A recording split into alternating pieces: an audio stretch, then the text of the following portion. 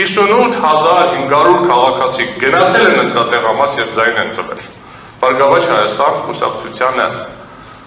Բարգավաճ Հայաստան կուսակցությունը բացատրել է այդ ծանրաձողը, ցույց է տվել, բոլորը տեսել են, հատուկ հարցրել եմ, ասել եմ, եղել է միջամտություն այդ տեղամասերում։ Կասկած կար, որ ինչ-որ ձևով Բարգավաճ Հայաստանը տեղ ավել ձայն է ստացել, քան պետք է ստանալ, որևէ ձևով ուղղորդում, որևէ ձևով միջամտություն, չէ։ Ինչա տեղի ունեցել այդ ընտրատեղամասերում։ Իրականում իրացվել է քաղաքացիների ընտրելու իրավունքը, որովհետև մենք ապացույցների հետազոտման փուլում ցույց տվեցինք, որ տվյալ ընտրատեղամասում նախորդ ընտրությունների համեմատ մի դեպքում 2 անգամ, մի դեպքում 4 անգամ ավել քվեարկող ա եղել։ Ընտրատեղամասը նույն չափերի է։ Մենք ձայնագրությունները գործընկերները ներկայացրել են, եթե ուսումնասիրենք, կտեսնենք, որ առավոտվանից զինվորները քվեարկում են։ Առավոտվանից, ոչ թե երեկոյան են եկել։ Ուղղակիորեն քվեարկել են այնքան, ինչքան քվեարկել են։ Մենք երբ որ ապացույցները հետազոտեցինք, մենք տեսանք, որ այդ ընտրատեղամասերը ամենամեծ քանակությամբ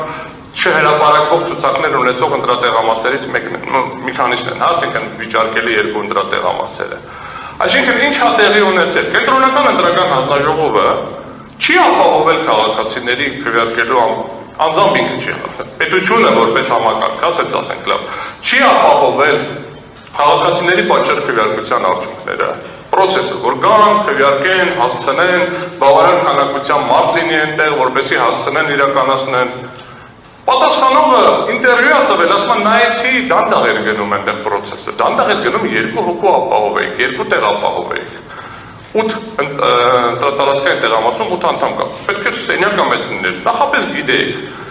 անվանեց առաջված ընտրատեղամասերից մեկը Հայաստանի Հանրապետության 2005 ընտրատեղամասերից 17-րդն է չափով։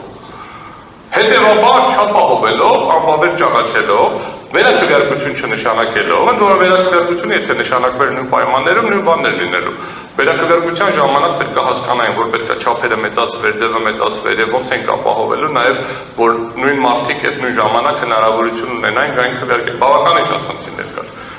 Խախտելա ոչ միայն Բարգավաճ Հայաստան կուսակցության, այլ նաեւ Հայաստանի Հանրապետության մնացած բոլորի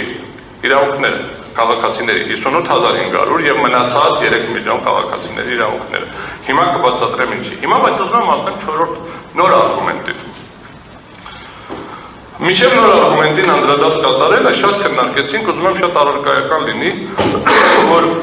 այդ վերահաշվարկի արդյունքում, այդ որ անվավեր ենք ճանաչում, դրանք ներառում ենք անճշտությունների շարքում, նորից հաշվեցի 155 ձայն չի հերիքում։ Այսինքն թե